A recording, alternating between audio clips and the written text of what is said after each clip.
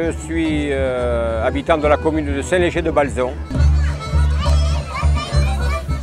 Alors, oui, c'est la commune de Saint-Léger-de-Balzon qui est impactée dans sa totalité. Elle est coupée en deux par la ligne LGV dans le sens de la longueur. En quoi est-ce important pour vous d'être présent aujourd'hui? De toute façon, ça fait déjà quand même 15 ans qu'on se bat contre ce projet avec les associations, en particulier l'association Léa dont je fais partie. Et c'est la continuité de la lutte, quoi. De toute façon, on n'a pas le choix. Non, mais il n'y a rien de positif dans le projet LGV, de toute façon. Alors, le problème, c'est pas, on n'est pas contre le train à grande vitesse, mais de toute façon, les nouvelles lignes sont énormément destructrices. Et ici, ça va être une catastrophe, en particulier pour la vallée du Ciron. Si le gouvernement persiste dans ce projet, quel message aurez-vous à lui faire passer? De toute façon, le seul message, c'est que, comme pour tout, de toute façon, il faut se défendre, il faut se battre, parce qu'on n'a rien sans rien, quoi. De toute façon, je suis assez sceptique sur le fait que le gouvernement changerait de position, je ne pense pas. Mais en même temps, voilà, il faut que la population se mobilise pour résister à ce projet-là. On ne peut pas laisser de toute façon détruire toute la vallée du Ciron, qui est quand même un petit morceau du patrimoine de l'humanité.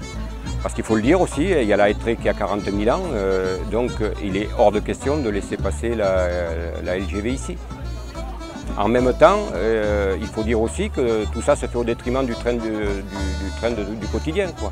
Il y a énormément de problèmes avec les trains du quotidien et là on va nous imposer un projet de 14 milliards d'euros. Alors minimum, parce que de toute façon on sait comment ça commence et on ne sait jamais comment ça finit. Il suffit de voir le PR de Flamanville, où on est passé de 3 à 20. Bon.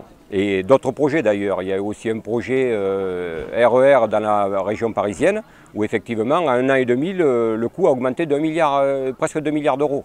Il y a un projet également aussi en Angleterre qui s'est fait, et là, le Premier ministre Boris Johnson vient de dire bon, mais cette branche-là, on ne la fera pas de toute façon parce que c'est trop cher. Donc on sait que les coûts augmentent de toute façon. D'autant plus qu'on est dans une période inflationniste et que tout ça, les chiffres seront probablement multipliés même par 2.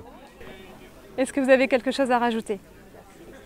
Moi je suis content que de toute façon tout ça se fasse, quoi, parce que bon, il est vrai que maintenant on est quand même dans la ligne droite. Il est vrai aussi qu'on commence à faire des sondages du côté de Saint-Médard-des-Rangs, il y a des choses qui commencent à se faire. La SNCF est un rouleau compresseur, donc de toute façon c'est maintenant qu'il faut résister. On n'a pas le choix. Et là, cette conférence de presse tout à l'heure à 18 h, elle a quand même un but bien précis. Et voilà, on est au bout et maintenant, il faut vraiment qu'on soit résolu pour lutter contre ce projet-là. Si on ne montre pas qu'on est déterminé, de toute façon, effectivement, la LGV passera. Ça dépend des habitants, en particulier du Sud Gironde, mais pas que, parce que c'est aussi sur tout le tracé. Il faut qu'il y ait une révolte sur tout le tracé, pas simplement ici, quoi.